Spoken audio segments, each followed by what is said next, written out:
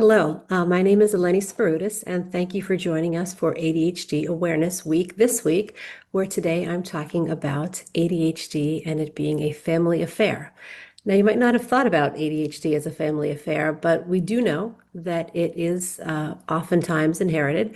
And as we recognize the symptoms of ADHD more and more, we can often start to see some patterns or some behaviors that might be very familiar, especially in our family unit. So why is this? ADHD is certainly becoming more recognized and diagnosed more frequently, thanks to events like this, raising awareness around ADHD.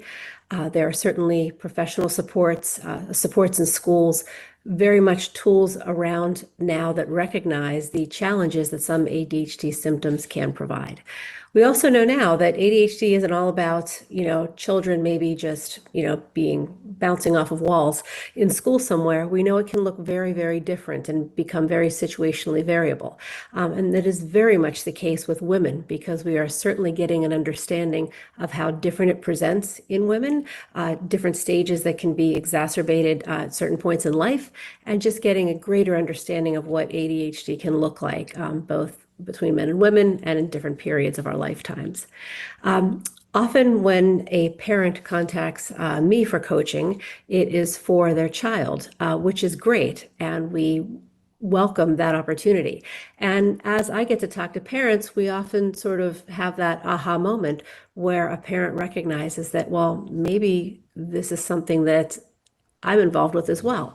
And maybe my own ADHD, my own undiagnosed ADHD, is something to have a closer look at.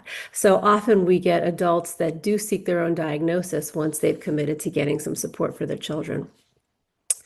And lastly is recognizing the symptoms of ADHD and realizing that when, especially with children, when we see some kind of behaviors or some symptoms, we can get a better understanding of what is underlying or what could be the source of that reaction. So what can help? Well, Dr. Ned Hallowell has often described ADHD as having a Ferrari engine, but bicycle brakes. That is a very accurate illustration, I think, because our ADHD brains can certainly function just at an unbelievably beautiful amount of speed and accomplish so very, very much. With that said, ADHD symptoms, including time blindness, which is one that I see often at homes, can certainly contribute to some of the chaos that some of my clients do describe taking place once, especially their kids get home from school.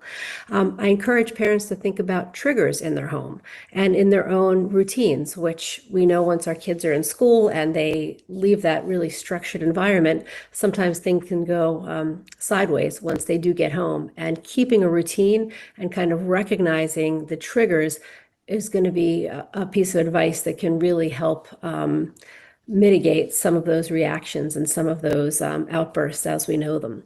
Another symptom at home that we see that can be exacerbated is overwhelm, both for adults and for our children.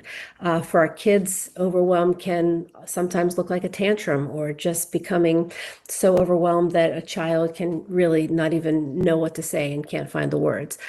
For parents, overwhelm can look different. It could be having a task that is not maybe something they are interested in, perhaps just organization-wise, and we tend to put that off. And there's very little maybe incentive for us to start a task that we don't like, which is another topic we cover in coaching. But that overwhelm can lead to maybe not focusing any attention to something until it becomes a real problem and a real challenge, which can lead to another set of emotions and shame that often come with ignoring something because it's simply really hard for us to get started and to focus our attention on.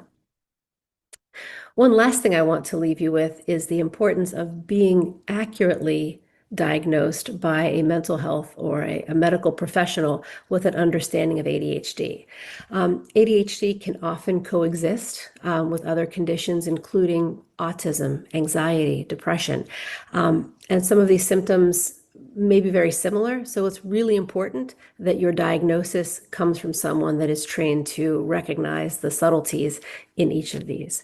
And again, here we are very much willing and able to support your journey around ADHD and offer supports, including individual coaching. We offer accountability sessions called our Empower Hour, and these can be really helpful ways to keep accountable for tasks, maybe especially the ones that are challenging to begin.